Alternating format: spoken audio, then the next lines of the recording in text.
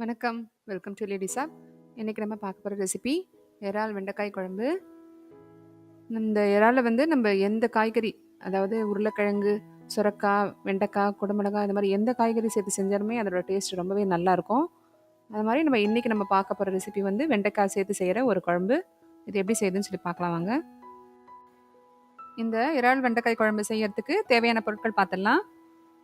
சின்ன வெங்காயம் ஒரு 20 நம்பர், இதை தோல் உரித்து ஒரு 2-3 கட் பண்ணி வச்சுக்கோங்க. தக்காளி வந்து ஒரு 3 தக்காளி, நல்லா பழுத்த தக்காளியாக இருக்கட்டும், அப்போ தான் குழம்பு நல்லா டேஸ்ட்டாக இருக்கும். புளி வந்து ஒரு சின்ன லெமன் சைஸ் அளவு புளி. நம்ம தக்காளி அதிகமாக சேர்க்குறோம், ஸோ புளி வந்து கொஞ்சம் கம்மியாகவே போட்டுக்கலாம். அடுத்து இறால் வந்து ஒரு 1/4 கிலோ போல் எடுத்துக்கலாம். இதை நல்லா க்ளீன் பண்ணி எடுத்து வச்சுக்கோங்க. வெண்டைக்காயை ஒரு 10 நம்பர், அதை வந்து கொஞ்சம் நீளமான துண்டாக கட் பண்ணி வச்சுக்கலாம். மிளகாய் தூள் வந்து குழம்பு மிளகாய் தூள் எடுத்துக்கலாம். அது வந்து ஒரு 4 டீஸ்பூன். மஞ்சள் தூள் ஒரு 1/2 டீஸ்பூன். உரித்த பூண்டு பற்கள் வந்து ஒரு 10 எடுத்துக்கலாம். தாளிக்கிறதுக்கு நல்லெண்ணெய் எடுத்துக்கலாம். கடுகு வந்து ஒரு 1/2 டீஸ்பூன், சீரகம் ஒரு 1/2 டீஸ்பூன், வெந்தயம் ஒரு 1/4 டீஸ்பூன். இப்போ நான் அந்த புளியை வந்து கரைச்சி வடிகட்டி வச்சுருக்கேன் ஒரு கிண்ணத்தில். இப்போ இதில் நம்ம அந்த மிளகாத்தூள் சொன்ன இல்லையா, 4 ஸ்பூன் அதை போட்டுருவேன். நான் 4 டீஸ்பூன் மிளகாய் தூள் சொல்லியிருக்கேன். காரம் அதிகமாக இருக்கும்னு நினைக்கிறவங்க ஒரு 3 டீஸ்பூன் போட்டுக்காங்க.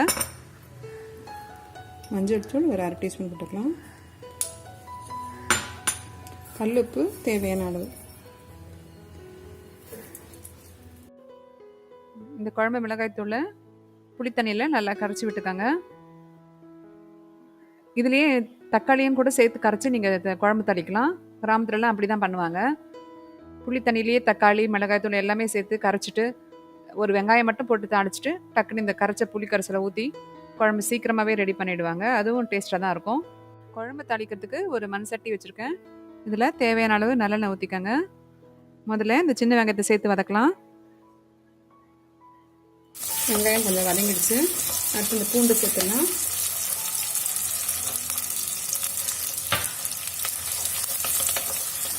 சின்ன வெங்காயமும் பூண்டும் வதங்கிடுச்சு. அடுத்து தக்காளி சேர்த்துடலாம். தக்காளி நல்லா வதங்கிடுச்சு பாருங்கள். வெண்டைக்காய் சேர்த்துறேன்.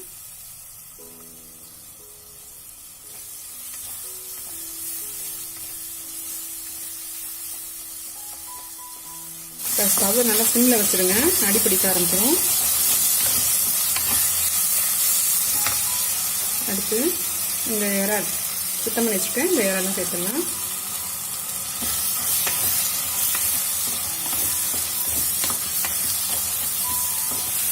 இதே நல்லா கிளறி விட்டுக்கலாம். ஆக்சுவலாக இந்த இறால் கூட வந்து நம்ம ஒரு உருளைக்கிழங்கு போட்டு கூட ஒரு காரக்குழம்பு வைக்கலாம். இந்த மாதிரி அதை விட இந்த வெண்டைக்காய் போட்டு நீங்கள் வச்சு சாப்பிட்டு பார்த்தீங்கன்னா தெரியும், டேஸ்ட் ரொம்பவே நல்லாயிருக்கும். இறால் வதங்கி சுருண்டுடுச்சு பாருங்கள்.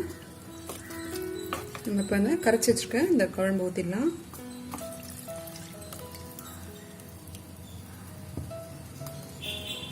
தேவைப்பட்டால் கொஞ்சம் தண்ணி சேர்த்துக்கோங்க.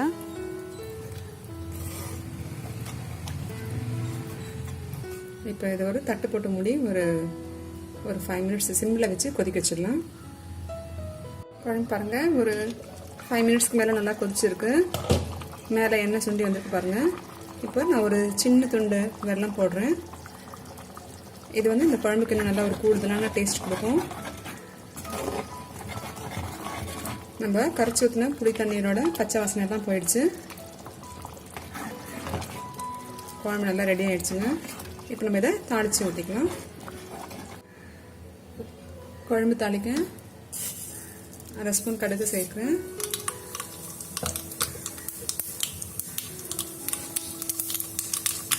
கடுகு பொரிய ஆரம்பிச்சதும் சீரகம் ஒரு 1/2 ஸ்பூன்,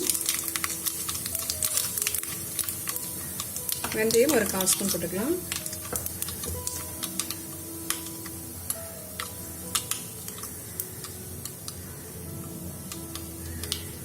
கடைசியாக கொஞ்சம் கருவேப்பிலை சேர்த்துக்கலாம்.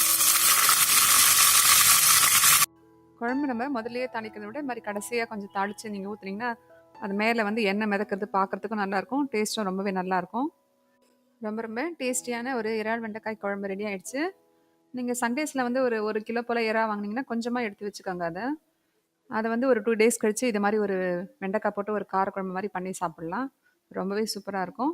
ஸோ கண்டிப்பா நீங்களும் ட்ரை பண்ணி பாருங்க. ஷேர் அண்ட் சப்ஸ்கிரைப் பண்ண மறக்காதீங்க. தேங்க்ஸ் ஃபார் வாட்சிங்.